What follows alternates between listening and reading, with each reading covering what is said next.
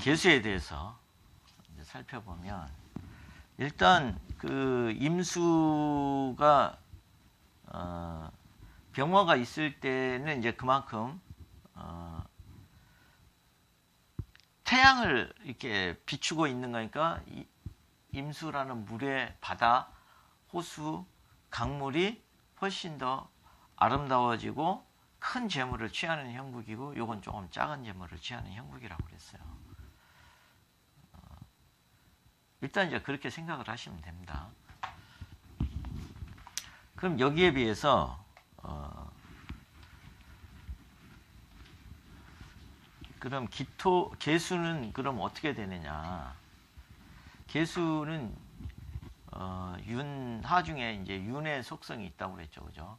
그래서 이제 체액 같은 속성, 체액을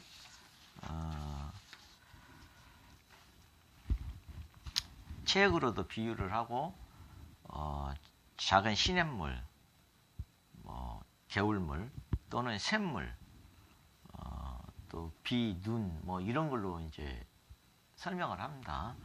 그러니까 그래서 이제 하여튼 작은 물이에요. 대개 이제 개수는 직접적으로 이게 이제 초목을 키우는 큰 물이라고 그러면 개수는 대개 좀 샘물과 같으니까 목마른 사람한테 갈증을 해소시켜 주듯이 오아시스 같은 그런 역할을 한단 말이죠. 이게 그래서 이제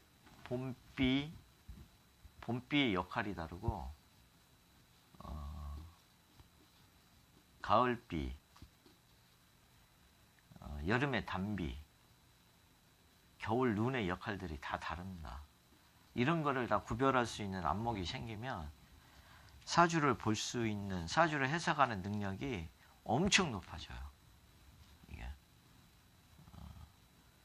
봄비의 느낌과 가을비의 느낌, 뭐 이런 거를 다 구별할 수 있으면 여름철에 단비나 여름에 시원한 샘물이 되기 위해서는 어떤 조건이 필요한지 이런 거를 이제 이해하시면 안목이 굉장히 넓어져요. 어떤 거는 겨울 눈이고 어떤 거는 눈보라인지. 눈보라 칠 때는 엄청 춥죠, 그죠? 겨울 눈이 내릴 때는 오히려 그 다음 농사의 풍성함을 이렇게 기대할 수 있게 해주고 날씨가 훨씬 더 푸근하죠, 그죠? 이런 속성을 기본적으로 이제 이해를 하시면 도움이 좀 잘 됩니다. 일단 그 개수는 단비 같은 역할을 하면서 이렇게 작은 생명체 하나라도 키우려는 속성이 많아요. 그래서 되게 모성애가 좀 강한 편이고 기르는 역할을 좀 잘합니다. 그렇지만 이제 가을 물이 되면 가을에 그 눈서리 같은 그런 기질이 있으면 아주 독한 기질이 있어요.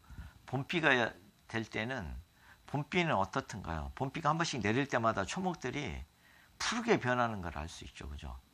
막 땅에 뭐가 솟아나요, 그죠? 비가 한 번씩 내릴 때마다. 그리고 봄비는 내릴수록 날씨가 풀립니다. 그래서 봄비를 맞으면 싱그러운 느낌을 줘요. 근데 가을비는 비가 내릴수록 을씨년스럽고 추워지기 시작해요. 그리고 차고 냉정한 느낌을 줍니다. 그리고 가을에는 겨울나기를 해야 되잖아요. 그러니까 불필요한 생명을 다 정리정돈을 시켜버립니다. 그래서 가을비는 인정을 잘 안 봐줘요. 아닌 거는 딱 잘라요. 왜냐하면 어차피 겨울에 살아남지를 못하니까. 그래서 여기에서는 구별을 많이 합니다. 될 애와 되지 않을 애를. 그러나 봄비의 속성이 있을 때는 구별을 잘 안 해요. 다 고만고만한 애들이 나중에 커서 뭐가 될지 잘 모른다고 생각을 하기 때문에 되게 이때는 그런 속성을 많이 갖습니다. 그래서 이제 그렇고 뭐 이 개수일주도 잘 섞여요. 그래서 이제 친화성이 있고 그런데 이제 임수에 비해서는 이 계수일주가 좀 감성적인 면이 많습니다. 감성적인 면이. 그리고 변덕 같은 것도 조금 더 있고, 끈기 같은 건 좀 부족하죠. 끈기의 부족이 어디서 나온 거냐면 수량 차이에서 나와요. 수량. 그러니까 수량이 많을수록 강하게 밀어붙이는 힘이 더 있어요. 뭘 살려도 지속적으로 더 많은 면적을 또 더 오래 지속적으로 공급을 할 수 있는 거잖아요. 근데 수량이 작으면 처음에는 용감하게 밀어붙였는데 나중에 수량이 딸리니까 마무리를 이제 잘 못 짓게 되는 거죠. 근데 이제 요 계수는 이제 그런 속성이 임수에 비해서는 좀 떨어지고, 계수의 모습이 굉장히 다양하죠, 그죠? 막 눈이 됐다가, 또 녹아가지고 비가 됐다가, 소리가 됐다가, 뭐 안개도 됐다가, 이런 다양한 변화로 인해서 좀 변덕성, 이런 걸로 이제 좀 해석을 하기도 합니다. 그리고 계수가 임수에 비해서 더 중요한 거는 뭐냐면, 수량이 작아서 이렇게 많은 사람을 살리는 데는 좀 어려움이 있는 요소도 있지만, 더 중요한 거는 수량이 작으면 흙에 의해서 쉽게 흙탕물이 되기가 쉽어요. 그 점이 중요합니다. 그 점이. 그래서 이제 계수도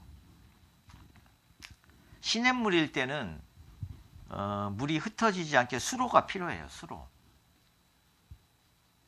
이것도 제방이죠, 그죠? 근데 임수만한 제방까지는 굳이 필요가 없죠. 그래서 이거는 이제 뭐 기토로도 충분히 제방 역할을 하는데, 농로, 수로 뭐 이런 것들은 다 계수물을 안정적으로 이제 다스릴 수 있잖아요. 근데 너무 지나치게 흙이 많은 무토가 잘못 들어오면, 수량도 약한데 무토가 강하게 들어올 때는 탁수가 잘 됩니다. 탁수. 그래서 이런 점을 조심해야 돼요. 흙탕물. 제방이라도 여기 제방하고 여기 제방의 속성이 다릅니다. 특히 먹는 샘물은 흙탕물이 되면 용도가 없어요. 이거는 이제 먹는 샘물하고 더 가깝기 때문에, 이게 농사 짓는 물이라고 그러면 그 정도의 청정함을 요구하지 않는데, 요거는 직접적으로 먹어야 되는 물에 가깝기 때문에 굉장히 청정함이 요구돼요. 굉장히 깨끗해요. 그래서 사람들의 인기가 또 더 좋아. 깨끗한 물이기 때문에 서로 먹으려고. 그러니까 사회활동을 하면 남자들한테 인기도 더 좋겠죠, 그죠? 이제 그런 속성을 또 이해를 하셔도 돼요. 그러니까 이거는 수량이 작은 대신에 그 정도로 깨끗한 물로서의 또 가치가 있는 거예요. 대신 이제 깨끗한 물로서 가치를 지니기 위해서는 굉장히 깨끗한 행동이 또 요구된다고 할 수도 있어요. 깨끗한 처신, 깨끗한 역할을 해야 된다는 그런 또 조금 이렇게 단점도 있죠, 그죠? 그래서 이제 맑은 물을 유지해야 되고, 당연히 이것도 금이 있어야 이 샘물이 마르지 않겠죠. 마르지 않는 샘물이 되고 마르지 않는 시냇물이 돼요.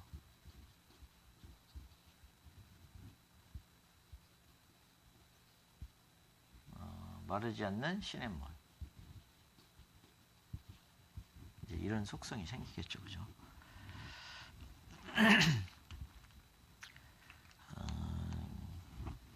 그 다음에 이제 이 목이 필요한데, 여기에서 목이 필요한 이유는 뭐냐면, 목이 없으면, 이거는 이제 물이 크게 흘러야 된다는 속성이 있다면, 이 계수는 시냇물이나 샘물 주변에는 목이 있어야 돼, 목이.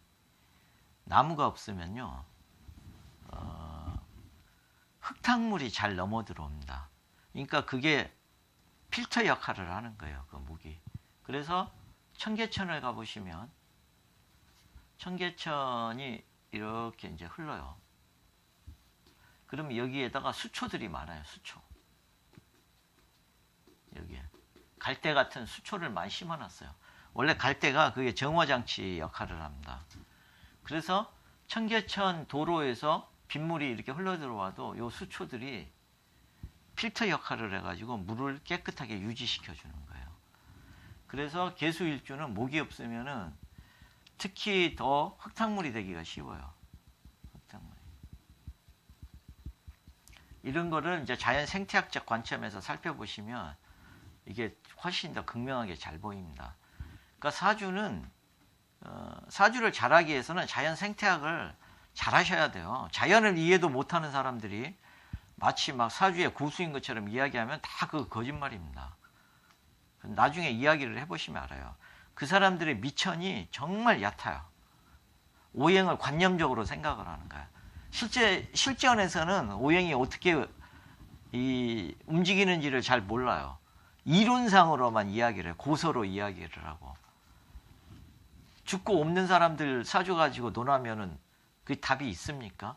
고전에 몇 줄 언급된 거 가지고 그걸로 그 사람 일생을 이렇게 조명을 하려고 그러는데 어림도 없죠. 그 다음에 이제 여기서도 화가 필요해요. 화가. 왜냐하면 이 원래 개수물은 웅덩이 같은 그런 물들을 한번 생각을 해보세요. 옹달샘 같은 그런 물이 너무 습하면 금방 그 물이 좀 더러워지기가 쉽습니다. 습할 때. 그런 것도 있고 또 그 다음에 화가 비치면 그 샘물의 가치가 더 커지죠. 그죠? 가령 더울 때 샘물하고 덥지 않을 때 샘물하고 가치가 다르죠. 그죠? 여러분들은 생수를 왜 비싸게 주고 삽니까? 여름에 생수. 더우니까 그런 거 아니에요. 화는 이 개수의 가치를 더 높여주는 거예요. 더위가 없다면 시원한 물이 의미가 없죠. 그렇잖아요? 아니 더위가 없다면 목이 마르지 않는데 왜 물이 필요하죠? 그런 것처럼 화는 개수의 가치를 높여줘요. 물론 이게 금이 가치를 높여주는 이유와 목이 가치를 높여주는 이유가 다 다릅니다. 이게 토가 들어와서 가치를 높여주는 이유가 또 다르고. 그러니까 이러한 이유들을 알 때 사주를 더 디테일한 설명이 가능합니다. 그래서 이제 근데 이제 병화가 있어서 좋긴 한데 이 수량이 작으면 큰 재물을 감당을 못해요. 태양 같은. 그러니까 이제 이럴 때는 되게 자기 사업보다는 남의 재물을 다루면서 죄를 취하는 남의 재물을 다뤄주는 역할을 좀 더 많이 하겠죠. 이제 정화는 개수가 충분히 감당할 수 있는 재물이니까 그때는 이제 자기 사업도 가능은 하겠죠. 이게 겨울눈이 될 때 정화가 엄청 큰 재물이 될 수도 있습니다. 겨울눈이 될 때는. 그래서 이제 그런 거를 먼저 알아야 돼요. 왜냐하면 겨울눈이 될 때는 정화가 달빛과 같아서 넓은 눈밭에 달빛이 다 스며듭니다. 그렇겠죠. 그러면은 엄청난 죄를 지니고 있는 거나 똑같은 현상이 생기잖아요. 이제 그런 속성이 기본적으로 깔려 있습니다. 그래서 그 개수가 개수들이 되게 조심성도 강해요. 왜냐하면 흙탕물에 잘못하면 흙들한테 흙탕물이 될까봐. 그래서 이제 어떤 경우에는 남자 기피성도 생기고 뭐 그렇습니다. 그래서 이제 개수가 주변 환경에 영향을 좀 많이 받죠. 왜냐하면 수량 자체의 한계성 때문에 특히 그렇습니다. 그래서 이제 이 임수와 개수의 차이를 알아봤습니다.